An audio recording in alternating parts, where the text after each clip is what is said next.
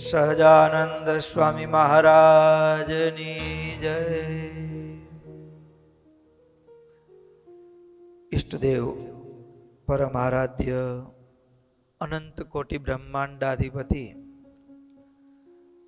સર્વનિયંતા સર્વ અંતર્યામી ભગવાન સ્વામિનારાયણ એમના દિવ્ય ચરણ કમળ સાનિધ્યમાં ચારેકોર વીટળાઈને બેઠેલા અનંત અનંત અનંત અક્ષર મુક્તો એમની જ પાવન ઉપસ્થિતિમાં ત્રિપસ્થિત પૂજ્યપાદ ભગવત પ્રસાદ સ્વામી તેમજ કથાવિલાસી એવા બાળ યુવાન વૃદ્ધ સમસ્ત ભક્તો સર્વેને ભગવાન સ્વામિનારાયણની ભાવ સ્મૃતિ સહિત સાદર જય સ્વામિનારાયણ.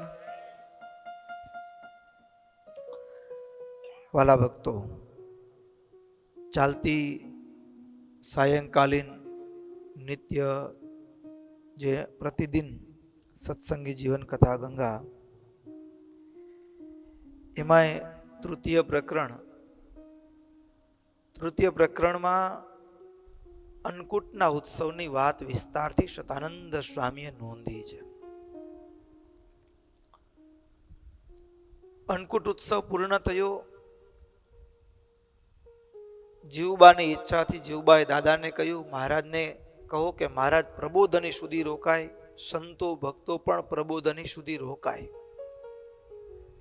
એટલે મહારાજે સંતો ભક્તોને પ્રબોધની સુધી રોકાવાનું કહ્યું. મહારાજ સત્સંગ માટે સૌથી પહેલી પાયાની વાત એ કે માણસની મૂંઝવતા પ્રશ્નોનું સમાધાન મળે ત્યારે માણસ કોઈને સ્વીકારે. હૈયાના પ્રશ્નોનું સમાધાન થવું જરૂરી છે. એટલે મહારાજ સભાની અંદર પ્રશ્નો ઉત્તર થાય, પરસ્પર થાય. ન સમજાય તો મહારાજ એનો ઉત્તર કરે. ત્રીજના દિવસે સભા થઈ ત્યારે જીણાભાઈએ પ્રશ્ન પૂછ્યો મહારાજને, ધર્મનું રક્ષણ કેમ થાય, ધર્મની સમૃદ્ધિ કેમ થાય અને ઉપાસનાની દ્રઢતા કેમ થાય. ચોથો પ્રશ્ન કે ધર્મ સદ્ધર્મ અને ઉપાસના એ નાશ કેમ થઈ જાય છે, ક્યારેક ક્યારેક વચ્ચે ઘટી જાય, નિયમ ધર્મમાં શિથિલતા આવી જાય, ભજનમાં શિથિલતા આવી જાય, એનું શું કારણ છે. ત્યારે એના ઉત્તરમાં સ્વામિનારાયણ ભગવાને સદ્ધર્મનું રક્ષણ અને પોષણ એના માટેનો એકમાત્ર ઉપાય છે સત્સંગ. પછી એની વૃદ્ધિ માટેનો ઉપાય પણ સત્સંગ, ઉપાસનાની દ્રઢતા માટેનો ઉપાય પણ સત્સંગ જ છે. અને આ ક્યારેક ભજન ઘટી જાય છે, ક્યારેક સત્સંગનું સુખ નથી આવતું. એનું કારણ તો કે કુસંગીનો સંગ, એનાથી આપણું ભજન છે એ ક્ષય પામી જાય. તો હવે કુસંગી અસત પુરુષ જે છે એને ઓળખવા કેમ? ઓળખવા કેમ? કારણ શું ભક્તો? આ દુનિયામાં સારા નરસાની ઓળખ કરતા ન આવડે ને તો આપણે ઠોકરો જ ખાતા રહીએ. સતત માણસ ઠોકર ખાતો રહે. હવે આપણે બજારમાં કઈ વસ્તુ લેવા ગઈએ, સારા નરસાની ખબર જ ન હોય આપણને તો છેતરાઈ ગયા આપણે. પછી આવી ત્યારે કોઈને પૂછે કેટલામાં લીધું, આટલામાં, તો કે ડુપ્લિકેટ છે આ તો. અફસોસ થાય. તો સાધુ અસાધુની ઓળખાણ, સત્પુરુષ અસત્પુરુષની ઓળખાણ કેમ કરવી? અને કઠણાઈ એ છે કે ડુપ્લિકેટ ને પેકિંગ સારી હોય. શું સારું હોય? લુકિંગ જબરદસ્ત. હા, એટલે એને ઓળખવું અઘરું પડે છે. અંગ સંગમ વૈષ્ણવાનામ વદેયુર્દુર્લભમ ચયે આત્મશ્લાઘા મુહુર્યે ચ કુર્યુ સિદ્ધત્વ બુદ્ધયે. હવે જ્યાં સાચા સત્પુરુષોનો સંગ દુર્લભ છે ત્યાં આ જે બધા હોય ને એ તો કેવી વાતો કરીને વાસ્તવમાં પોતાના શોખ પોતાની ઇન્દ્રિયોને પોષવા માટે કેવું ગોઠવણી કરી લીધું હોય. જેમ આપણે સંપ્રદાયમાં વિવેક દ્રષ્ટિ શીખવી, ભાઈઓનો સ્પર્શનો વિવેક, બોલવું ચાલવુંનો વિવેક, સત્સંગનો જે વિવેક છે, ત્યારે બારે તો એવું કઈ અડવું ન અડવું એવું કઈ વિવેક નથી. ત્યારે એને કોઈ પૂછે કે તમે બધે આમ અડધા ફરો છો, તમને કઈ નથી થતું? તો કે એ તો બધા છે ને સાધન દશાવાળા હોય એને નિયમ પાડવાના હોય, સિદ્ધ દશાને પામ્યા હોય એને નિયમ હોય નહીં. હા, એવું ગોઠવી કાઢ્યું હોય ને, સાધન દશાવાળા હોય એનું મન ચલાયમાન થાય. અને આપણે તો ગુરુદેવની કૃપાથી કઈ વિકાર જ નથી ને. આવી રીતે પોતે ઉચ્ચ કોટીના સાધુ છે, સિદ્ધ દશાને પામેલા છે, એવો દેખાવ કરનારા હોય. વયમ બ્રહ્મ જગત સર્વમ મૂર્તિમદ બ્રહ્મ નિશ્ચિતમ સ્ત્રી પુંસાનામ ચ શૃંગારો બ્રહ્મ કલ્લોલહે વહી.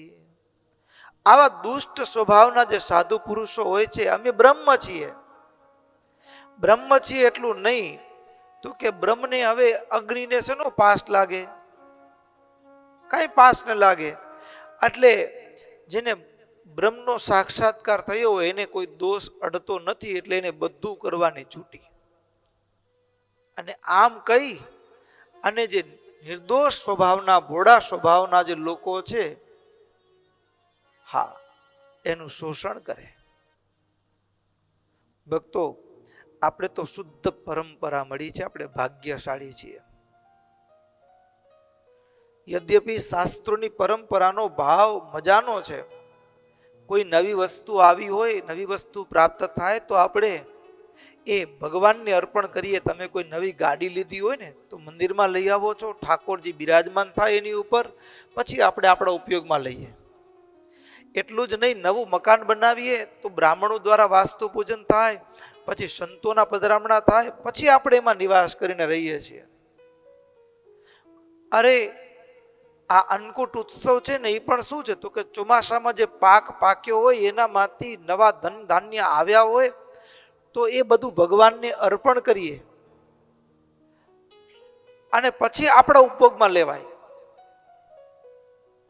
નવું ધાન્ય છે ને અન્નકૂટમાં ભગવાનને અર્પણ કર્યા પછી વાપરી શકાય. આ બધા એવા એકદમ અદ્ભુત ભાવ છે. ઉપનિષદનો મંત્ર છે, ઈશાવાસ્યમ ઇદગુમ સર્વમ યત કિંચ જગત્યામ જગત તેન ત્યક્તેન ભુંજિતા મા ગ્રધ કશ્ય સ્વિદ્ધનમ. તેન ત્યક્તેન, પરમાત્માનું આપેલું છે એટલે પરમાત્માને પાછું અર્પણ કરવું. મારું નથી, માલિકી ભાવ મિટાવી દેવાની ભાવના એ વાસ્તુ પૂજનમાં, ગાડીનું મુહૂર્ત કરવામાં છુપાયેલો છે. પણ આપણે ભાગ્યશાળી એટલા માટે છીએ કે આપણે તો મહારાજે પરંપરાના મૂળ ભાવ શીખવાડ્યા. જગતની અંદર કેવું ચાલતું હતું ખબર છે?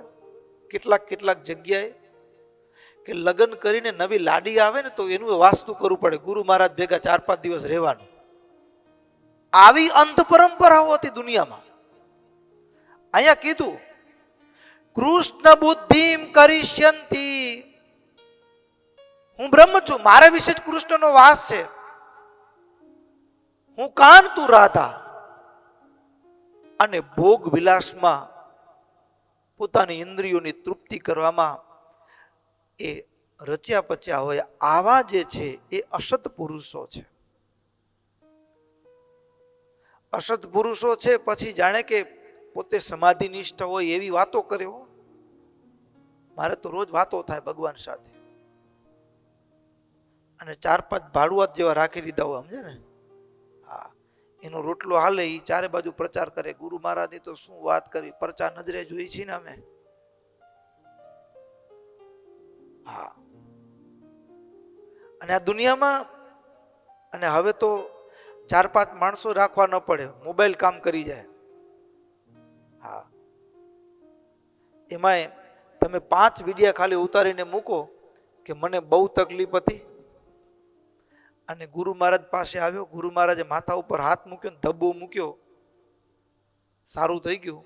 5 વિડિયા, મને આવી તકલીફ હતી, મને કેન્સર હતું, મટી ગયું. અને પછી જો 6ઠા દિવસથી ગુરુ મહારાજ લગે લાઈન થાય, હા, જબર લાઈન થાય. એટલે આ ભૂલ આપણાથી ન થઈ જાય. સત અસતનો વિવેક, ડોબું લઈ તો ડોઈ લઈ. હા, એવી રીતે ગુરુ કરીએ તો હા, સત અસતને જોઈ. તો હવે અસત પુરુષની ઓળખાણ કેમ કરવી? એનો પહેરવેશ તો આપણા જેવો જ હોય, સારા જેવો જ હોય. ઓળખવા કેમ? તો મહારાજ કે એને ઓળખવા માટે પણ કેટલાક મહારાજે સજેશન આપ્યા છે, સુઝાવ કીધા છે ભક્તોને. તો કે બાહ્ય રીતે તો નહીં ઓળખાય સીધી રીતે, એટલે થોડું ભેગું રહેવું કે નજીક રહેવાથી ઓળખાય. નજીકમાં પણ ક્યાં? તો કે આપણે ન હોય ત્યારે એનો વાર્તાલાપ થતો હોય ને, એમાં ઓળખાય. હવે તમે હાજર હો ત્યારે વાત જુદી હોય, અને હાજર ન હોય ત્યારે વાત જુદી હોય. તો ત્યારે હાજર હોય ત્યારે ઓહ શું પેલા સાધુ છે, વખાણ કરતા હોય. હાજર ન હોય તો પછી ગાળો દેતા હોય. પછી કેવળ આ તો શું ખબર છે, દુનિયામાં રોટલો પકાવવા માટે આ ધર્મ જ્ઞાનની વાતો કરવી પડે, બાકી તો એમ જ હોય. બાકી તો એમ જ હોય. આમ આ તો લોકો આગળ હવે આપણું કામ તો ચલાવવું પડશે કે નહીં, એટલે આવું કરવું પડે આપણને. અને પછી એ જગ્યાએ કોઈ મુમુક્ષુ દેખાય ને એટલે તરત જ ગુરુ મહારાજ ધ્યાનમાં બેસી ગયા હોય. અરે ભક્તિ જેવું તો કોઈ સાધન નથી, આને આ જન્મે ભગવાન પામી લેવા છે, એવી વાતો કરે ને, હા, આપણું હૈયું ડગાઈ જાય. એટલે સાથે રહેવાથી એની ઓળખ થાય. પછીના સ્વભાવમાં મદ્યપાન, માંસ ભક્ષણ, પરસ્ત્રીનો સંગ, ચોરી કે પછી ધર્મ ભ્રષ્ટ કરે તેવી વર્ણ સંકરતાની પ્રવૃત્તિ હોય કે એના સંબંધી બીજી કોઈ ગુપ્ત ક્રિયાઓ હોય તો એ સાથે રહેનારા પુરુષો જ ઓળખી શકે, એના સિવાય ઓળખાય નહીં. એના સિવાય ન ઓળખાય. એટલે ઓળખ થવી જરૂરી છે. હવે ઘણીક વખત ઓળખ થઈ જ્યારે એવા કોઈક આજુબાજુ એવા જ બધા ભટકાયા હોય, અને શાસ્ત્રોમાં તો એવું કીધું કે સાધુના યોગ વિના, સત્પુરુષના આશ્રય વિના મોક્ષ થાય નહીં. તો શું કરવાનું? તો મહારાજ કે કદાચ તમારી આંખ ન ઓળખી શકે ને સાધુ અસાધુને, તો એમાં મૌન રહેવાનું, ન ટીકા કરવાની, ન પ્રશંસા કરવાની, ન આ લપમાં પડવાનું. શું કરવાનું? ન પુંભીરપી કર્તવ્ય સંગસ્તેષામ તત પરમ શ્રી વિષ્ણોર પ્રતિમેવાર્ચા સર્વૈરપી મુમુક્ષુભિ.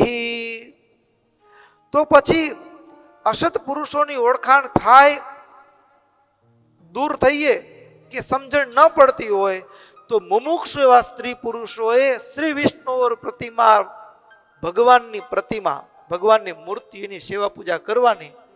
બીજી ઝંઝટમાં પડવું નહીં, ન સમજણ પડતી હોય તો. જો છેતરાયા તો પછી ઉલટાનો લાભ થવાની જગ્યાએ નુકસાન જાય. એની જગ્યાએ કેવળ ઠાકોરજીની મૂર્તિમાં શ્રદ્ધા રાખીને મંડ્યા રહીએ ને તો ઠાકોરજી સમય આવે ત્યારે એનો રસ્તો બતાડે. એટલા માટે મહારાજે બહુ સરસ એ સત્શાસ્ત્રના સારરૂપ, એ સાર અસારના વિવેકની વાત, સત્સંગથી ધર્મની વૃદ્ધિ થાય, સત્સંગથી ધર્મનું રક્ષણ થાય, સત્સંગથી ઉપાસનાની દ્રઢતા થાય. આ બધી જ વાત સભાને વિશે કરી અને હેમંતસિંહ રાજા બહુ રાજી થયા. મહારાજને કહ્યું, મહારાજના ચરણમાં પડીને મહારાજે કીધું, મહારાજ બહુ દયા કરી અને અમે તમે કહેલા વચનનું સતત ચિંતન કરશું અને ચિંતન કરીને એને આત્મસાત કરશું. આવી રીતે મહારાજે આ ધર્મની રક્ષા કરવાને માટે સત્શાસ્ત્રોના સારનું દોહન કરીને મર્મની વાત કરી. આગળ આ ત્રીજના દિવસે રાત્રિની સભા હતી, કારતક સુદ ત્રીજ. અને હવે કારતક સુદ ચોથ, કારતક સુદ ચોથના દિવસે પણ દિવસ આખો હરિભક્તો હોય, પ્રશ્નોત્તરી થાય અને ભક્તો જુઓ તો ખરા મહારાજને આ જીવને ચોખ્ખા કરવાની કેવી તાણ છે. નવરા બેવા ન દેવો, આપણે તો 1 કલાક બેઠા છે ખાલી સત્સંગ કરવા. મહારાજ તો હા ક્યાંક રાત્રે વિચાર આવે ને સત્સંગ, રાત્રે 3 વાગે બોલાવે, બધા સુઈ ગયો ને જગાડે, બોલાવો બોલાવો બધાને બોલાવો.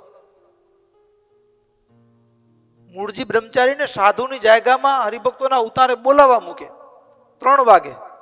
પ્રથમ પ્રકરણનું 18મું વચનામૃત સવારના 3 વાગ્યાનું, મધ્ય પ્રકરણનું 35મું વચનામૃત જારની ખાણનું સવારે 3:30 વાગ્યાનું. કેટલો ખટકો છે. આ રાત્રિનું વચનામૃત, સંધ્યા આરતી પછીનું વચનામૃત. દિવસ આખો તો હરિભક્તો આવતા હોય, દર્શન કરતા હોય, પ્રશ્નોત્તર થતો હોય, એ વસ્તુ અલગ જ. રાત્રે પણ મહારાજ જે તે પ્રકારે જીવના અંતરમાં રહેલી વાસનાઓ દૂર થાય, સ્વભાવો છૂટે, એના માટે મહારાજને બહુ તાણ છે. કોઈ જીવ રહી ન જાય. સુરત વાચ ચતુર્થ્યામ તુ સદા સંસ્થઃ સ્વયમેવ હરિર્નિજાન અસ્પૃશ્ય સ્પર્શજા દોષાદ ધીરક્ષી પુરુષવાચ. ભક્તો, કારતક સુદ ચોથની રાત્રિએ સંધ્યા આરતી પછી સ્પૃશ્ય અસ્પૃશ્ય, સ્પર્શા સ્પર્શ, હા એનાથી થતા દોષોથી કેમ બચવું એની વાત મહારાજે કારતક સુદ ચોથના દિવસે સામેથી સ્વયં કૃપા કરીને કીધી. હા, સાયન્સ ઓફ ટચ ફિલિંગ. આ એક એક સ્પર્શ, આ જ હાથ છે ને, આ જ હાથને પત્ની અડે તો જુદો વિચાર આવે, આ જ હાથને દીકરી અડે તો જુદો વિચાર આવે, એ જ જગ્યાએ અડે. આ જ હાથને બેન અડે તો જુદો વિચાર આવે, હાથ એનો એ છે. એ જ હાથને માં અડે તો વાલ આવે, એનો એ હાથ છે. અને એ જ હાથને કોઈ પુરુષ હોય, યુવાની અવસ્થા હોય અને બસમાં રસ્તામાં ચાલતા કોઈક અડી જાય ને તો ભાઈ તો ખુશ ખુશ થઈ જાય, તો જુદો વિચાર આવે. દરેક સ્પર્શની જુદી જુદી અસર છે. દરેક સ્પર્શની જુદી જુદી અસર છે. જેવું ટચ થાય એના આધારે વિચારની પ્રક્રિયા શરૂ થાય. અને વિચારની પ્રક્રિયા શરૂ થાય એમ નહીં, આખું પછી એની ક્રિયાની પણ પ્રવૃત્તિ એનાથી શરૂ થઈ જાય, એક સ્પર્શથી. તો સ્પર્શ આટલું આજનું આધુનિક વિજ્ઞાન પણ નથી વિચારતું. મોડર્ન સાયન્સ કરતા પણ ડીપ. સ્પર્શથી શું થાય? સ્પર્શથી શું થાય? પહેલા આપણા પ્રાચીન કાળની અંદર અડવું ન અડવું ના એક રૂઢવાદ શબ્દ હતો, આભડછટ. ગામડાનો શું શબ્દ હતો? રૂઢ શબ્દ હતો એ ગામડા માટે.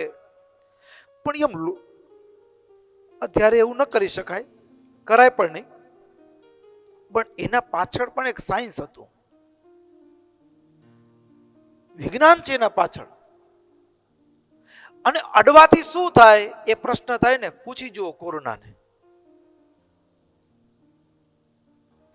કોરોનાએ આપણી પરંપરા કેટલી સચોટ છે એનો પુરાવો આપ્યો કોરોનાએ. અડવાથી શું થાય? તો ભક્તો રોગ ટ્રાન્સફર થાય. શું થાય? રોગ ટ્રાન્સફર થાય એ એક ખાલી કોરોનાથી માણસને દુનિયામાં ખબર પડી, પણ હજી વિચારોનું ટ્રાન્સફર થાય એ ખબર નથી પડી દુનિયાને.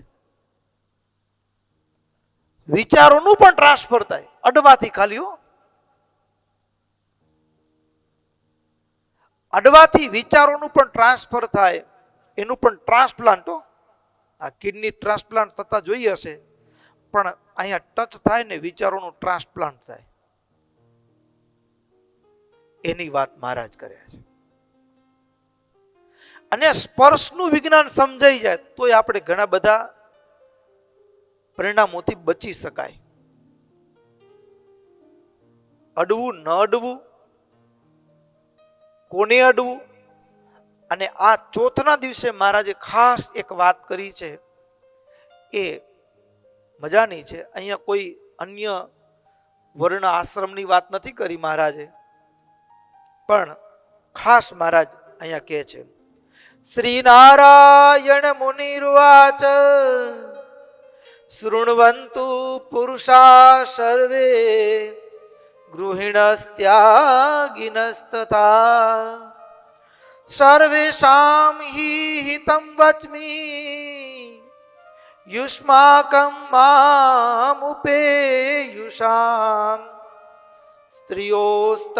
સ્ત્રિયોત્ર દ્વિવિધા સન્તિ તત્રૈકા ધર્મ સર્ગજા પતિવ્રતા સતી સાધ્વી સંજ્ઞાશ્ચ સુતય સુચય સદા. આ દુનિયામાં બે પ્રકારની સ્ત્રી છે, બે પ્રકારના પુરુષ છે.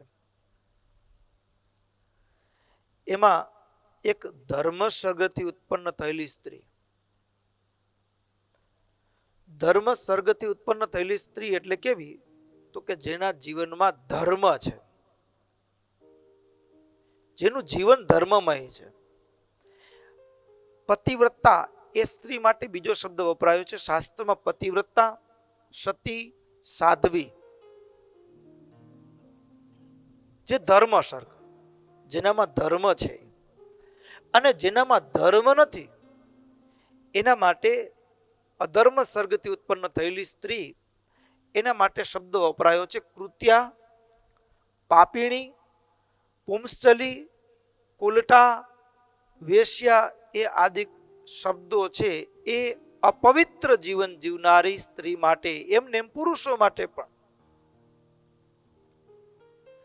ધર્મ સર્ગથી યુક્ત જે પુરુષો હોય એ સાધુ હૃદય, સાધુ કહેવાય એને. અને એને ભક્તો સત્પુરુષ કહેવાય. અને જેનું મન પારકી સ્ત્રીમાં ભટકતું હોય એને લંપટ, ભાંડ એવા વિચિત્ર વિચિત્ર નામોથી એ ઓળખાય. હવે અહીંયા જે પતિવ્રતા છે, સુવાસિની સ્ત્રી છે, પતિવ્રતા છે, એ સ્ત્રી કેવી હોય? તો કે સંબંધી તરફ પુંસર સ્પર્શે સ્વતો જાતે વિના પદમ તત્રાદ્યા બિભ્યતિ યથા સર્પા દેહાભિમાનિનઃ. જેમ કાળા સાપથી ડર લાગે એમ જે પતિવ્રતા સ્ત્રી છે એને પારકા પુરુષથી ડર લાગે. સાપ સુવાડો તો આપણે એને અડતા નથી, એમ જે પતિવ્રતા સ્ત્રી છે એ પારકા પુરુષથી એટલી ડરીને ચાલે છે. પછી ગમે એવો રૂપાળો કાંઈ ન હોય.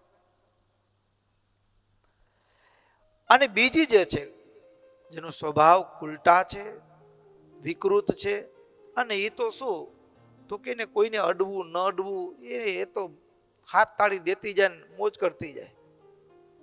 આવો એનો સ્વભાવ હોય, એને દુનિયામાં કોઈનો ભય હોતો નથી. આવી જે ઉલટા સ્ત્રી છે એના માટે મુક્તાનંદ સ્વામીએ સતી ગીતામાં પણ ઉલટા સ્ત્રી વિશે કીધું છે. સાંભળીએ એ શબ્દોને. ઉલટા ફૂલટા નારી, ફૂલટા નારી, પાપતણી મૂર્તિ અતિશે દુઃખકારી. ફૂલટાનારી ફૂલટાનારી પાપતણી મૂર્તિ અતિશે દુઃખકારી એનું મુખ દીઠે એનું મુખ દીઠે પુણ્ય સર્વે નાશ થાય પાતક ભારી કુલટા નારી પાપતણી મૂર્તિ અતિશે દુઃખકારી એને જગમાં કોઈ નહીં વાલું કરે હે તતે સ્વાર્થી ઉઠાલું એને જગમાં કોઈ નહીં વાલું કરે હે તતે સ્વાર્થી ઉઠાલું બોલે કામ પ્રેમ કાલું કાલું બોલે કામ પ્રેમ વેશ કાલું કાલું કુલટા નારી પાપતણી મૂર્તિ અતિશે દુઃખકારી તો નિત્ય નૌતમ સંગને કરે તો નિત્ય નૌતમ સંગને કરે નિત્ય જૂના નર પર હરે નિત્ય જૂના નર પર હરે એનું કોઈ ઠેકાણે મન ન ઠરે એનું કોઈ ઠેકાણે મન ન ઠરે કુલટા નારી પાપતણી મૂર્તિ અતિશે દુઃખકારી જેનું દેનું તૃણ ચરવા જાય તે નવું નવું ખોડીને ખાય જેનું દેનું તૃણ ચરવા જાય તે નવું નવું ખોડીને ખાય એમ કુલટા બહુ સંગ લોભાય એમ કુલટા બહુ સંગ લોભાય કુલટા નારી પાપતણી મૂર્તિ અતિશે દુઃખકારી જેનું જય તપ વ્રતમાં મન ન ઠરે જેનું જપ તપ વ્રતમાં મન ન ઠરે ચિત્ત દે ઘરનું નવ કામ કરે ચિત્ત દઈ ઘરનું નવ કામ કરે કેદી ગુરુ મૂર્તિ માં મન ન ધરે કેદી ગુરુ મૂર્તિ માં મન ન ધરે કુલટા નારી પાપતણી મૂર્તિ અતિશે દુઃખકારી જેનું જાર પુરુષ સંગ મન ડોલે બધું ગામ ગરજ તેમ મુખ બોલે એનું જાર પુરુષ સંગ મન ડોલે બધું ગામ ગરજ તેમ મુખ બોલે કહે મુક્તાનંદ વેશ્યા તોલે કહે મુક્તાનંદ વેશ્યા તોલે કુલટા નારી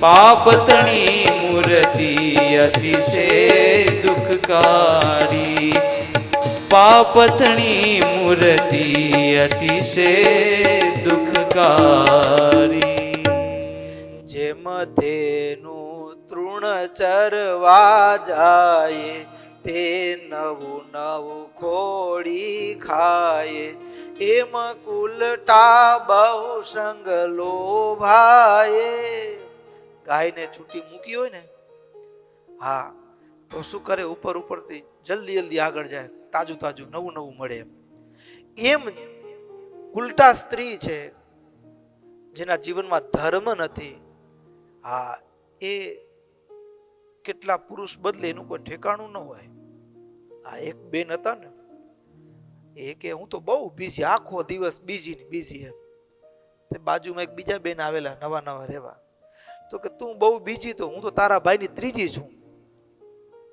હું બીજી કરતા હતા, ના કે તો તું બીજી આવીશ પણ હું તો તારા ભાઈની ત્રીજી છું.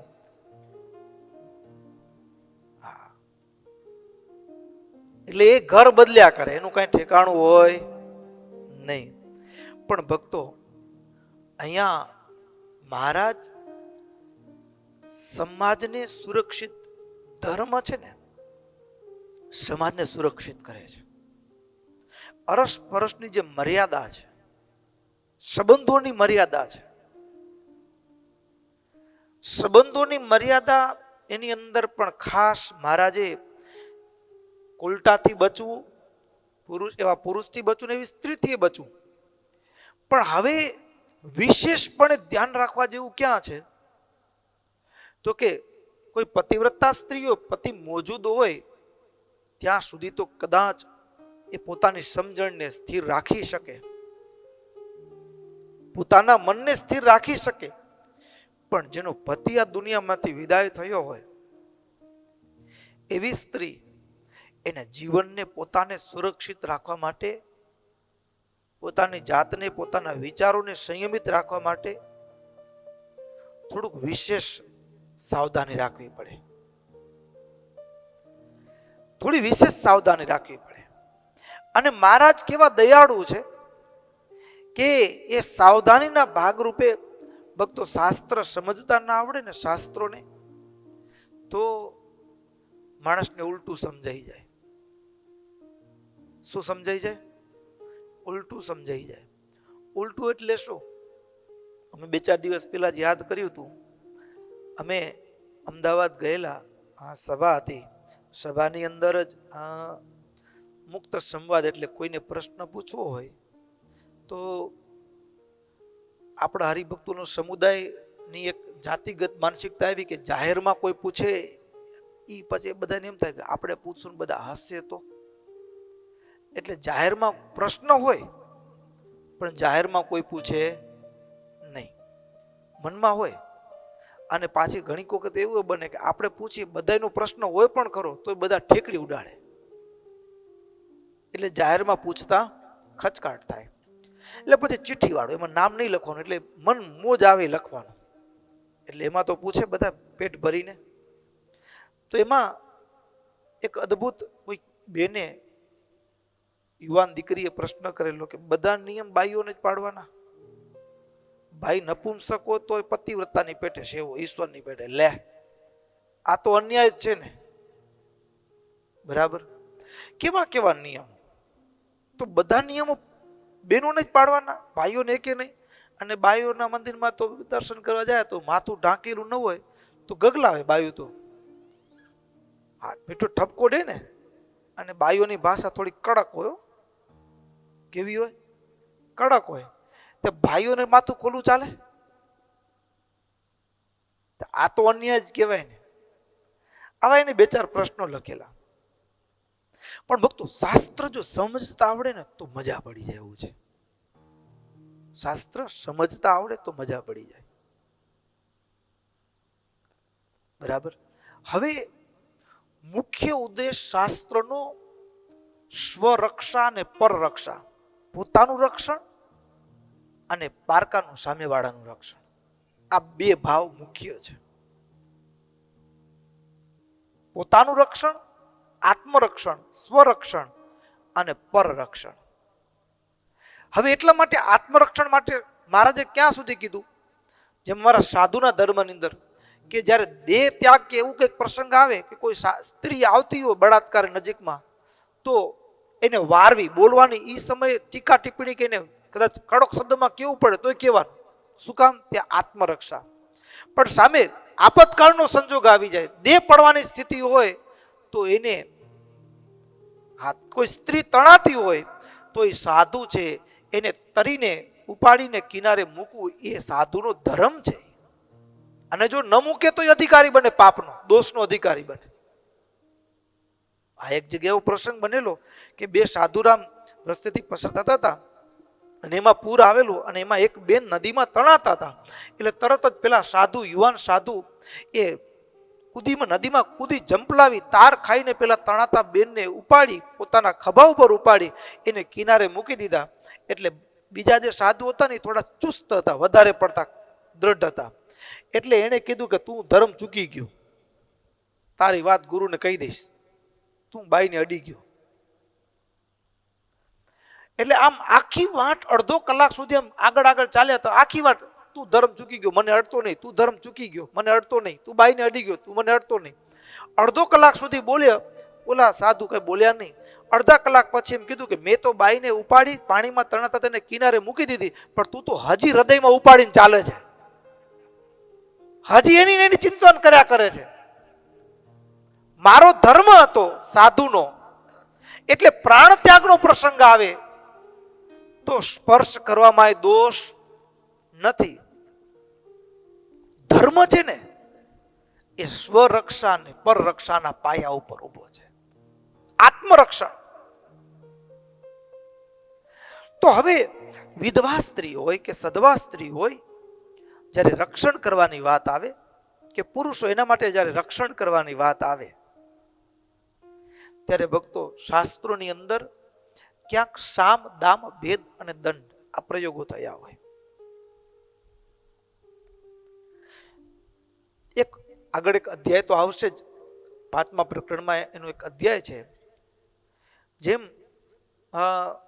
રજસ્વલા સ્ત્રી વાસ્તવમાં એ એક માતૃત્વ શક્તિ માટેની એક ભૂમિકા તૈયાર થાય છે, કુખ તૈયાર થાય છે.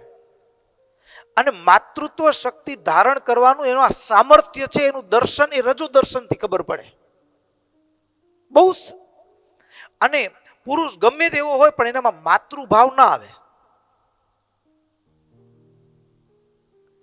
ભગવાને એને શક્તિ આપી સર્જન કરવાની, અને એના માટે કેટલીક પ્રિપરેશન પણ કરવી પડે, તૈયારી પણ કરવી પડે. તો માતૃત્વ શક્તિ માટેનું જે તૈયારી છે એ માનું કુખ છે, અને એનો એક ભાગ છે રજો દર્શન.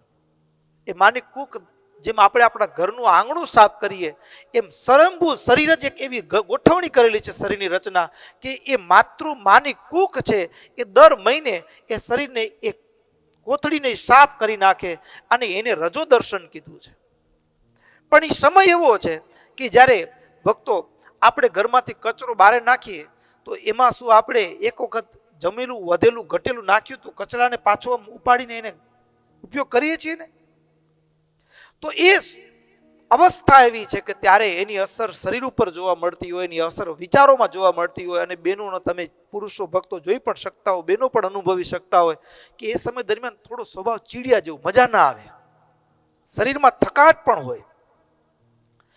તો એ સમયે શાસ્ત્રની એવી અલૌકિક રીતિ છે વાસ્તવમાં કે બહેનોને એ સમયે પૂર્ણપણે સ્વસ્થપણે આરામ માટેની એક વ્યવસ્થા શાસ્ત્રકારોએ આપી છે,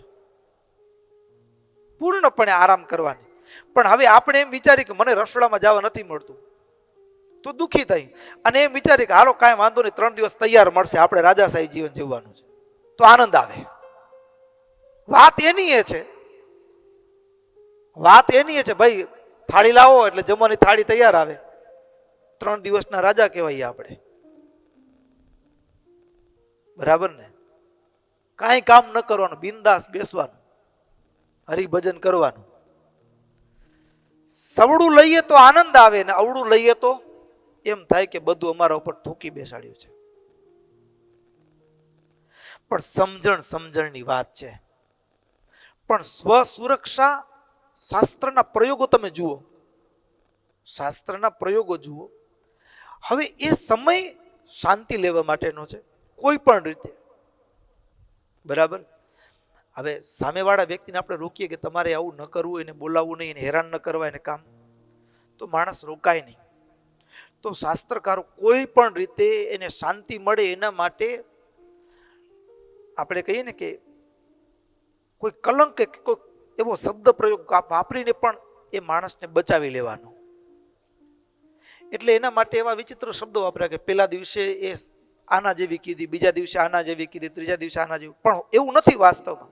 વાસ્તવમાં એ શબ્દોથી ડર એનાથી હશે તો આપણે અડવું નથી. એને બચાવ માટે, સુરક્ષા માટે શબ્દના પ્રયોગ કર્યા છે. કોઈ આપણને મારવા આવતું હોય, કોઈ આપણને મારવા આવતું હોય અને એ સમયે આપણને બચાવવા માટે કોઈ એમ કે તને મારવાની કાંઈ જરૂર નથી, એ પહેલેથી આવવો છે, તો હવે આના મારથી બચવા માટે કીધું છે. વાસ્તવમાં આપણે એવા ન પણ હોઈએ તો પણ એ બોલનારનું પ્રયોજન શું હતું? આના મારથી બચાવવું એનું પ્રયોજન હતું. એમ શાસ્ત્રના શબ્દ પ્રયોગો છે ને, જેમ કે વિધવા સ્ત્રીને અપશુકનિયાળ કીધી, અમંગલ રૂપ કીધી, પણ વાસ્તવમાં અમંગલ નથી. કારણ શું? હવે એને એકલાય જિંદગી કાઢવાની છે અને પારકા પુરુષની આંખ ભટકે છે, તો પારકા પુરુષની આંખથી બચવા માટે, કુદ્રષ્ટિથી બચવા માટે શાસ્ત્રકારો એને અમંગલ રૂપ શબ્દ આપી દીધો કે તમે એને જુઓ તો તમારું અમંગલ થાય. એટલે તમે એના સામે જુઓ નહીં ખોટા વિચારની સાથે. અમંગળનું કલંક સેવું સહેલું છે કોઈકના શિકાર બનવા કરતા. કોઈકના શિકાર બનવા કરતા એ સુરક્ષા માટે, એમાં એની સુરક્ષા છે અને સામેવાળો વ્યક્તિ છે એનું મન કદાચ ચલાયમાન થયું હોય તો પણ એ શબ્દ કરીને રોકાઈ ગયું કમસે કમ, એટલે એ પણ પોતે બચી ગયો. બીજી દ્રષ્ટિએ પારકી સ્ત્રી સામે દ્રષ્ટિ કરવાથી એને જે દોષ લાગવાનો હતો એનાથી એ પણ બચ્યો અને પેલા બેન પણ બચી ગયા. બેયનું રક્ષણ થયું. પણ કહેવાય શું? તો કે અપશુકનિયાળ છે, હવાર હવારમાં ક્યાં આનું મોઢું જોયું. પણ ભાવ, શાસ્ત્રોનો મર્મ જુદો છે અને એટલા માટે શાસ્ત્રો નથી સમજાતા ને, એનો મર્મ ને એનું રહસ્ય નથી સમજાતું ને, એટલે આ શાસ્ત્રોના ભાવને લોકો ઉલટા અર્થમાં ગ્રહણ કરે કે ધર્મ છે એ ગેરમાર્ગે દોરે છે, સમાજની અંદર ગેરમાર્ગે દોરે છે. આવા શબ્દો બહેનો માટે એમ લાગે કે પક્ષપાત હોય, અનાદર કર્યો હોય નારીનો, પણ નારીનો અનાદર નથી. સુરક્ષાના ભાવ સાથે કહેવાયું છે. કેવું કીધું? વિદ્વાના મુખ્ય ધર્મો બ્રહ્મચર્યસ્ય પાલનમ તદભંગ સ્યાદિ પુંસ સ્પર્શાન મહાન દોષસ્તતો મતઃ. હવે પતિનું અવસાન થયું છે એટલે હવે પાત્ર હાજર નથી, એટલે મનને, પોતાની જાતને સુરક્ષિત રાખવા માટે બચવાનું છે. કાં તો પછી અત્યારનું જેમ લોક રિવાજ છે પુનઃ લગ્નની વ્યવસ્થા, જો મનને આપણે કાબુ ન કરી શકતા હોય તો સંસારની સુંદર વ્યવસ્થા છે અત્યારની. હા, લોક ધર્મ કહેવાય ને, શું કહેવાય? શાસ્ત્ર ધર્મ, લોક ધર્મ. તો લોક ધર્મ અનુસાર પુનઃ લગ્ન કરાવી દેવા. અને જો પુનઃ લગ્ન ન કરવા હોય તો એના માટે બ્રહ્મચર્ય, કારણ કે એ જિંદગીના જેની સાથેના આનંદ માણવાની ક્ષણો હતી એ પાત્ર હાજર નથી, તો હવે મનને સંયમિત રાખવું જરૂરી છે. તો મનને સંયમિત રાખવા માટે, એના માટે શાસ્ત્રકારોએ સામ, દામ, ભેદ અને દંડ, દંડના ભાવ સાથે શાસ્ત્રકારો શું કે, તો કે જો એ બ્રહ્મચર્ય વ્રતનો ભંગ કરે તો એને મોટું પાપ લાગે, આ નરકમાં પડે, આ નરકમાં પડે, એવો ભય બતાડીને પણ એનું મન ક્યાંય ચલાયમાન ન થાય એના માટે દંડનું વિધાન કર્યું. અને એવી રીતે સામનું વિધાન પણ આવે. સામનું વિધાન શું? તો કે હવે જે હતા એ ગયા, મારા પ્રારબ્ધમાં હતું એટલા દિવસ મેં ભોગવ્યું, અને હવે શું? તો હવે તો મારે મન ભગવાન એ જ પતિ, ભગવાન એ જ મારે મન પતિ, એમ બીજે કોઈ જગ્યાએ મન જાય નહીં, એના માટે ભગવાનને વિશે પતિ બુદ્ધિ રાખી અને ભગવત ભક્તિમાં એ લાગી જાય. પણ વાસ્તવમાં ઓલું આ નરકમાં પડે, આ નરકમાં પડે, એ બધા દંડના વિધાન શું કામ? કોઈ પણ રીતે એનું મન ચલાયમાન ન થાય એના માટે રોકવા માટેનો એ એક મજબૂત પ્રયાસ છે. શું છે? મજબૂત પ્રયાસ છે.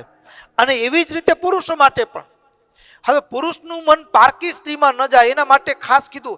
અરે કદાચ કોઈ બીજી નારીમાં મન જાય ને, એના કરતા પાપ જો વિધવા સ્ત્રીમાં એનું મન ભટકે તો એનો દોષ એને વિશેષપણે લાગે છે.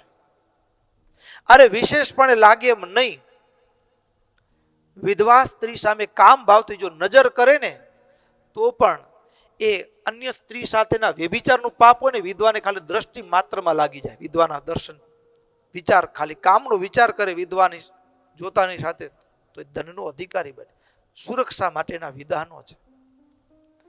આત્મ સુરક્ષા, પોતાની પારકી, બંને સુરક્ષાના ભાવ. શાસ્ત્રકારો રક્ષણ કરવા માટે દંડનું વિધાન છે. અમુક શબ્દોથી રોકાઈ જાય, અમુક શબ્દો એ પાપીણી છે, આવી છે, આવી છે, એવા વિચારો ભલે એ ટાઇટલ લગાડી દીધા એને, પણ એનાથી એ બચી ગઈ. પારકા પુરુષની આંખથી, પારકા પુરુષની શિકાર બનતા બચી ગઈ. એના માટે કલંક ઓઢવું પણ મંજૂર છે. પોતાના ધર્મનું રક્ષણ થાય ને એ અત્યંત જરૂરી છે, અત્યંત જરૂરી છે. અને ભક્તો, આ કલંક એમાંય ધર્મની રક્ષા માટે શાસ્ત્રમાં પ્રયોજાયેલા શબ્દો, પછી શાસ્ત્રમાં કહેવાયેલી દંડની નીતિ કોઈ પણ રીતે જીવ અટકે છે તો એ બચી જાય છે,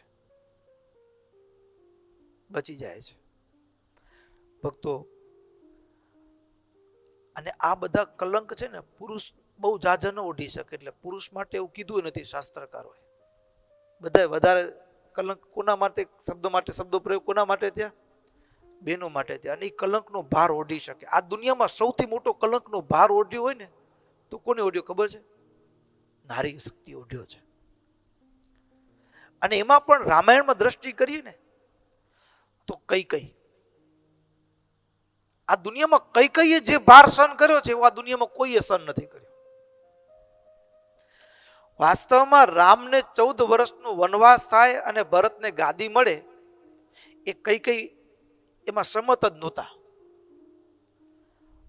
હકીકત એવી હતી કે જે દિવસે, જે ક્ષણે મહારાજા દશરથે સંકલ્પ કર્યો કે હવે દાઢીમાં વાળ સફેદ થઈ ગયા છે એટલે આપણે રાજગાદી હવે રામને સોંપી દેવી, એના વિચાર આવ્યો ને પેલા રામને બોલાવ્યા અને રામની આગળ વિચાર રજૂ કર્યો.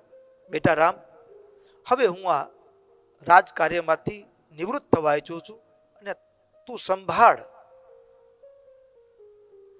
એવો વિચાર રજૂ કર્યો ને એટલે રામ તો કઈ બોલ્યા નહીં, પ્રતિસાદ ના આપ્યો. પણ પિતાને મળ્યા પછી ભગવાન રામ સૌથી પહેલા માં કૈકેયી પાસે ગયા. કૈકેયી પાસે ગયા. કૈકેયી પાસે ગયેલા રામ, એના આંખમાં આંસુ જોયા. ભગવાન રામના આંખમાં આંસુ હતા. માં કૈકેયી બોલ્યા કે રામ, તારી આંખમાં આંસુ? તને કોઈ ઠપકો દીધો? તારા પિતાએ કઈ કીધું? તારી આંખમાં આંસુ શોભા ન દે. ત્યારે રામ એટલું બોલ્યા કે માં રડું નહીં તો શું કરું? તું કે એવું તે શું થયું? તો કે પિતા મને રાજા બનાવવા ઈચ્છે છે, રાજગાદી આપવા ઈચ્છે છે. મોટી ઉંમરના કઈ કઈ કૂદકો મારી ગયા, ઠેકડો મારીને, રામ આનાથી મોટી ખુશીની ક્ષણ કોઈ હોઈ શકે? અરે તારા પિતા ઈચ્છે છે એમ નહીં, અમે બધી રાજમાતાઓ ઈચ્છીએ છીએ, આખું અયોધ્યા ઈચ્છે છે કે રામ રાજા બને. આ તો સુખદ ક્ષણ છે, રડવાની વાત જ ક્યાં છે એમાં? પણ ત્યાં રામે આંખમાંથી વધારે આંસુ, માં સાચું કહું ને તો હું કેવળ રાજ ભોગવવા નથી આવ્યો.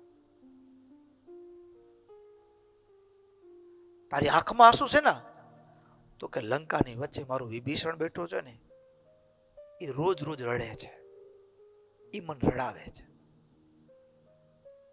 મારું વિભીષણ રાહ જુએ છે, મારો હનુમાન રાહ જુએ છે. એક ઋષિના શબ્દે દે ટકાવીને વનવગડામાં સબરી એકલી બેઠી છે. એક દી મારો રામ આવશે. રોજ સવાર પડે, આંગળું વાળે, શબ્દે જીવ ટકાવ્યો છે. હું કેવળ રાજગાદી ભોગવવા માટે નથી આવ્યો. તો કે માં, જો તું મને રાજી કરવા ઈચ્છતી હો ને તો મારા માટે એક કામ કરીશ. ત્યારે કૈકેયીએ કીધું, તારા માટે જીવ દેવો હોય ને તો દઈ દઉં. ત્યારે ભગવાન રામે કીધું, માં, આ જીવ દેવા કરતાંય અઘરું છે. જીવ દેવા કરતાંય અઘરું છે. બધું દેવા તૈયાર છું.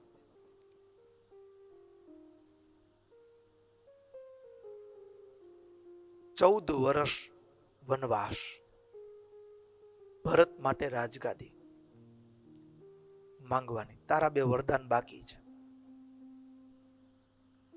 ભક્તો, થોડા જ આ કથા અત્યાર સુધી મેન તમે સાંભળી છે એના કરતા તમને થોડું ઉલટું લાગશે. આ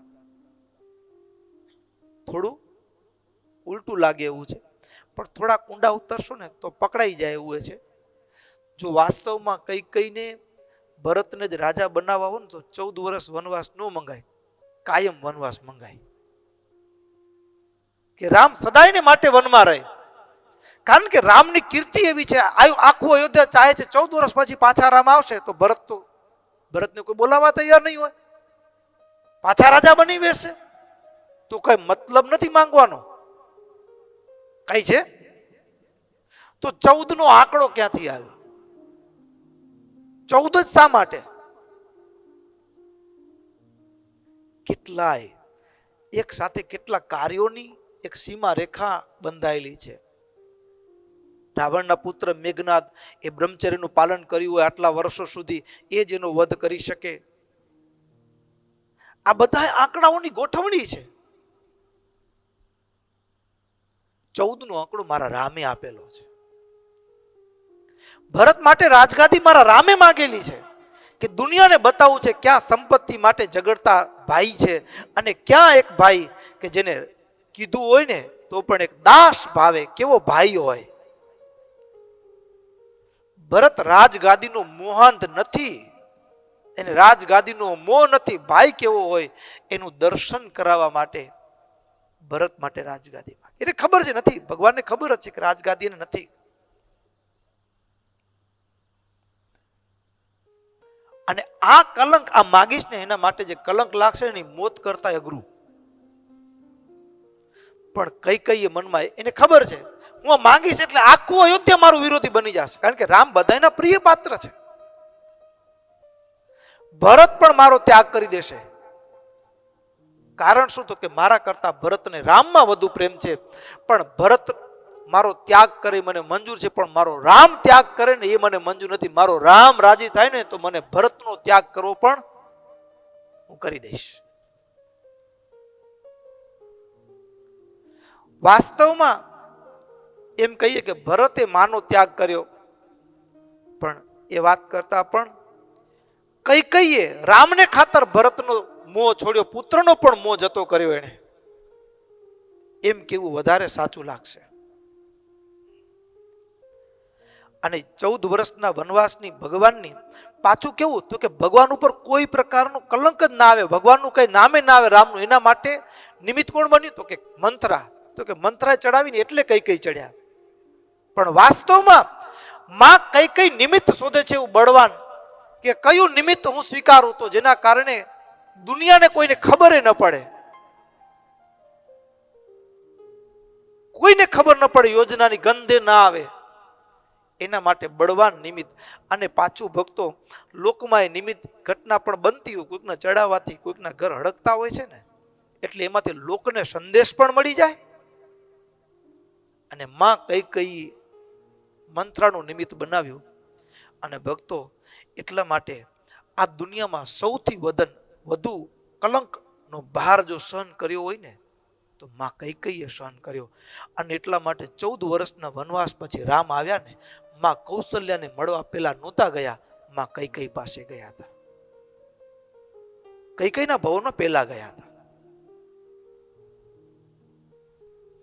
અને કૈકેયીના ભવનમાં ગયા અને જેને આખી જિંદગી કલંક, અત્યાર સુધી રામાયણની કથા થાય તો આપણે કૈકેયીને કલંક જ દઈએ છીએ ને. જેને આખી જિંદગી કલંક સહન કર્યું ને, અને ભગવાન રામે એને વરદાન આપ્યું કે માં તે મારા માટે કલંક સહન કર્યું ને. કૈકેયીના હૃદયમાં એક ભાવના હતી જ્યારે રામ નાના હતા ને એના પ્રત્યેનો હૈયામાં પ્રેમ ઉભરાતો કે મારો દીકરો રામ મારી કુખે જન્મ્યા હોય, ન જન્મે તો વાંધો નહીં, પણ મારી ગોદમાં હોય, હું એને સ્તનપાન કરાવતી હોઉં, એવો વિચાર એના મનમાં આવતો. જ્યારે કૌશલ્યાની ગોદમાં રામને જુએ ને ત્યારે ભક્તો ભગવાન રામે માં કૈકેયીને ભેટ આપી. શું? એ પાછળના બીજા જન્મોમાં એ માં યશોદા જન્મ ક્યાંક થયો અને ભગવાન એને માતૃ વાત્સલ્ય જે સંકલ્પ કર્યો હતો ને એનો સંકલ્પ પૂર્ણ કર્યો ભગવાને. ત્યાં યશાંસી દદાતી યશોદા, ત્યાં યશોદા નામ છે જેની યશ કીર્તિઓ ગાય છે. એ જ ભાગવતની કથા થતી હોય તો યશોદાના આંગણામાં એ ગોપીઓ જાય દોડી દોડીને, માં કાનાને રમાડવા દો. ત્યાં યશ અપાવ્યો, પણ એને કલંક કેવું ઓઢ્યું. આ દુનિયામાં કલંકનો ભાર ઓઢી શકે ને પુરુષ ન ઓઢી શક્યો. એટલે કદાચ રક્ષણ માટે સ્વરક્ષા પરરક્ષા એના માટે શાસ્ત્રમાં કઠોર શબ્દ પ્રયોજાયા હોય, કડક શબ્દ વપરાયો હોય, પણ એનો ઉદ્દેશ્ય શું છે? રક્ષણનો છે. કોઈ પણ રીતે ધર્મ રક્ષણ થવું જોઈએ.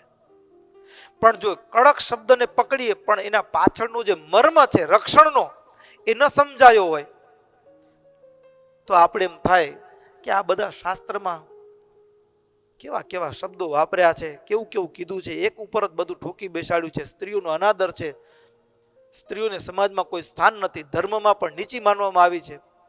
અને આવી દુર્ભાવનાઓ ધર્મ પ્રત્યે થવા લાગે. પણ એનો મર્મ સમજાય ને તો આનંદ આવે, મર્મ સમજાય તો આનંદ આવે. અને એટલા માટે રક્ષણ માટે મહારાજે કીધું કે વિધવા હોય તો પોતાના સમીપ સંબંધ વિનાના પુરુષનો સ્પર્શ ન કરવો, એને બોલાવવો નહીં. કારણ કે જ્યાંથી એ કામ કે દોષ જેની દ્રષ્ટિમાં વિકાર ભર્યો હોય ને એ બધા પારકા છે. જેની દ્રષ્ટિમાં વિકાર નથી એ સમીપ સંબંધ વિનાનો છે. એવા કોણ કોણ ગણી શકાય? તો એ પિતા હોય, ભાઈ હોય, કે પછી મામા હોય, મામાનો પુત્ર હોય, માસા હોય. આ સંબંધની પરિભાષા પણ અહીંયા સ્વામિનારાયણ ભગવાને કીધી છે. આટલાને સમીપ સંબંધ વિનાના ગણવા. પણ એમાં પણ છેલ્લે સ્પષ્ટતા કરી દીધી. શું? તો કે આ જે સમીપ સંબંધ વાળા કીધા ને એ ધર્મ રક્ષા, ધર્મમાં દ્રઢ હોવા જોઈએ, નહીતર પછી એની દ્રષ્ટિ ભરાડી હોય તો શિકાર બનાવે. એટલે ધર્મ રક્ષા એ મુખ્ય ઉદ્દેશ્ય છે. મહારાજે એટલી વાત ગજબની કરી છે. ભક્તો એક એક શબ્દોને કદાચ અહીંયા કથામાં જેમ છે તેમ વાંચીને હવે તો કદાચ તમારી ભૂમિકા બંધાઈ ગઈ એટલે કદાચ તમને અઘરા ન લાગે, બહેનોને પણ અઘરા ન લાગે. પણ જો આ ભૂમિકા ન બંધાણી હોય ને તો અહીંયા શબ્દ પ્રયોગ કેવા કર્યા છે, શાસ્ત્રોમાં કેવી વાત કરી છે. તો કીધું કે નારી હોય તો એ વિધવા નારીનું દર્શન થઈ ગયું હોય ક્યાંક તો એનાથી ધન નાશ થાય. શું કીધું? ધન નાશ થાય. પછી અગ્નિ કે જળનો ભય ઉત્પન્ન થાય. અરે પણ વાસ્તવિકતા પાછું શું કીધું? છેલ્લે સમાધાન શું કીધું? જોજો મજા, શાસ્ત્રોની મજા ક્યાં છે ને એ જોજો. છેલ્લે વાળી પાછું એમ કીધું કે આ પાપથી બચવું હોય ને કદાચ જોવાઈ જાય ને હવારમાં તો વાંધો નહીં. શું કરવું? તો હરિસ્મરણ કરી લેવાનું, સ્વામિનારાયણ સ્વામિનારાયણ કરી લેવાનું. હવે આમ જોયું ને એટલામાંથી આમ કરી લેવાનું. એ તો કઈ વાત સમજાય એવી છે, પણ મુખ્ય ભાવ એ છે કે સવારમાં એની દ્રષ્ટિ એના ઉપર થઈ ગઈ અને આખો દિવસ ક્યાંક કેવા વિચારમાં ન ચડી જવાય. એટલે મનને પાછું વાળવા માટે હરિસ્મરણ કરી લેવું. જેમ મહારાજે લોયાના છઠ્ઠા વચનામૃતમાં કીધું કે કોઈ ભૂંડા ગાઢ સંકલ્પ પીડતા હોય તો ઊંચે સરે નિર્લજ થઈને તાળી વગાડી સ્વામિનારાયણ સ્વામિનારાયણ આમ ઊંચે સાથે બોલવું. અને પછી મુક્તાનંદ સ્વામી, બ્રહ્માનંદ સ્વામી સંતોને સંભાળવા. આવું મહારાજે કહ્યું. તો એ જ ભાવ પણ કોઈ પણ રીતે આટલી હદ સુધી મહારાજ કીધું કે તમારાથી જોવાઈ જાય ને તો તમારું અપશુકન થશે. શું કામ? પારકી સ્ત્રી ઉપર નજર ગઈ. એ ખાલી વિધવા નહીં, કોઈ પણ પારકી સ્ત્રી ઉપર નજર જાય ત્યારે મારા તમારા પુણ્યનો ક્ષય થાય. પુણ્યનો ક્ષય થાય ને એટલે આપત્તિઓ આપમેળે આવવાની છે. એનાથી બચવા માટે, કુદ્રષ્ટિ ન થઈ જાય એનાથી બચવા માટે આટલી હદ સુધીના કઠોર શબ્દનો પ્રયોગ પણ શાસ્ત્રોમાં થયો છે. પણ એનું મુખ્ય જો કારણ હોય, મુખ્ય જો ભાવ હોય તો ધર્મ રક્ષા છે, સ્વરક્ષા પર રક્ષા, પોતાનું રક્ષણ, સામેવાળાનું પણ રક્ષણ એમાં છુપાયેલું છે. ભક્તો, અદ્ભુત. મહારાજે તો કેટલી હદ સુધી કીધું. સમય થઈ ગયો, ઘડિયાળનો કાંટો. હાલો પ્રસંગ પૂરો કરી લઈને ત્યારે વળી કાલે નવેસરથી ફરી ભૂમિકા સમજાવવાની રહેશે. મહારાજે કેટલી સાવધાની. મહારાજ કે ઉત્સવ પ્રસંગ હોય ને, ઉત્સવ પ્રસંગો એમાં પણ સાવધાની રાખવી. હા, ઉત્સવ પ્રસંગમાં પણ આપણે એમ થાય કે જાજા માણો એમાં ક્યાં બીક હોય, પણ એમાં સાવધાની રાખવી. એમાં શું કામ? એમાં કીધું સમાજોત્સવ તીર્થેભ્યો વિવાહાત પાંત સાર્થત સાધુભ્યો અનાશ્રિભ્યશ્ચ રક્ષ્યાદ્યોષાહિ સર્વથા. મહારાજ કે જેમ સામુદાયિક કે સામાજિક પ્રસંગ હોય, ઉત્સવના પ્રસંગ હોય, તીર્થમાં ગયા હોય, વિવાહમાં ગયા હોય કે સંઘમાં ગયા હોઈએ, અને આવી જગ્યાએ પણ વિધવા બહેનો હોય કે સધવા બહેનો હોય, પોતાનું રક્ષણ કરવું. શું કામ? તો કે આવા પ્રસંગમાં જ કુદ્રષ્ટિ વાળા લફંગા માણસો છે એ તાકીને બેઠા હોય. હા, એટલે ત્યાં શું કીધું? અસુરા રાક્ષસા યક્ષા અતિ કામાર્તિ હિંસકા, જેની દ્રષ્ટિ વિકારથી ભરેલી છે એ આવા પ્રસંગની અંદર શિકાર કરવા માટે, કોઈને ફસાવવા માટે. એટલે ઉત્સવમાં આવેલારા બધા ભગત હોય છે એવું જરૂરી નથી. હા, એટલે બધાને ઉત્સવમાં દર્શનનું તાન હોતું નથી. એટલા માટે ઉત્સવમાં ક્યાં આટલા બધા લોકો ભેગા છે, એમાં તો રક્ષણ અલગથી ક્યાં એને સાવધાની સુરક્ષા કરવાની જરૂર છે. મહારાજ કે નહીં, ત્યાં પણ સાવધાન થવું. ઉત્સવ પ્રસંગની અંદર પણ સાવધાન થવું. વાર તહેવારે, અરે ભક્તો નામઠામ નહીં દઉં, થોડા વર્ષો પહેલા બનેલો પ્રસંગ છે. આપણા એક સત્સંગનો ધર્મ સ્વીકાર્યો હોય અને એવા બેન સત્સંગમાં બેનોના ગુરુ બન્યા હોય, એવા બેન યાત્રાએ ગયા અને ગિરનાર ચડતા ચડતા પાછળ રહી ગયા. એમાં કોઈ લંગોટા બાવાજી મહાત્માજી બેઠા હશે અને એને બેનને પાણી પાયું. તરસ લાગી હશે, થાકી ગયા હશે, ને બીજા બધા સંઘમાંથી આગળ નીકળી ગયા હશે. પાણી પાવામાંથી પછી મન ફસાણું પછી મંદિર અને સ્થાન છોડીને સમુરાય ગાયબ થઈ ગયા. મનને ક્યાં રસ્તો મળે છે એનો કોઈ નિર્ધાર નથી. એટલે બધી જગ્યાએ સાવધાન રહેવું, ક્યાંય ગફલત રાખવી નહીં. હા, એટલા માટે મહારાજે, અને એમાંય તમને એમ થાય કે સ્વામી આ બધી ભાઈઓની વાતો તમે કરો, અને ચરિત્રમાં મજા આવે, આવી વાતોમાં મજા આવે નહીં, અઘરું લાગે. કારણ કે આ પાડવાની વાત છે ને, એ મારી વાલી અઘરી લાગે. પણ મહારાજ કે ધર્મસ્ય રક્ષણે શક્તિ સ્વસ્યાન યેષામ ચ સર્વથા ભુવિ ભૂપસ્ય ચ ગુરોહો સર્વેભ્યો અપ્યધિકાસ્તિ. મહારાજ કે આ પૃથ્વી ઉપર રાજા છે ને, રાજા અને ધર્મગુરુ, દીક્ષાપદ ગુરુ, એનામાં સામર્થ્ય વધુ છે. રાજા શસ્ત્ર દંડથી અને ધર્મગુરુ ધર્મની સત્તાની રૂએ એ ધર્મ પડાવી શકે. એટલા માટે એ બંને રાજા અને ધર્મગુરુ બંને યત્નપૂર્વક ધર્મનું રક્ષણ કરાવવું. અને જે યત્નપૂર્વક રાજા કે ધર્મગુરુ એ પ્રજાને ધર્મનો બોધ નથી આપતો, સત્યનો બોધ નથી આપતો, તો પછી પ્રજા છે ને એ ભૂલ કરે, એમાં ધર્મગુરુ ને રાજા ભાગીદાર ગણાય. તમે રફાડે જવાડે ચડી જાઓ ને, એનો એક હિસ્સો સાધુ કહેવાય. કોણ ભાગીદાર કહેવાય? હા, સંસ્કાર નથી નાખ્યા,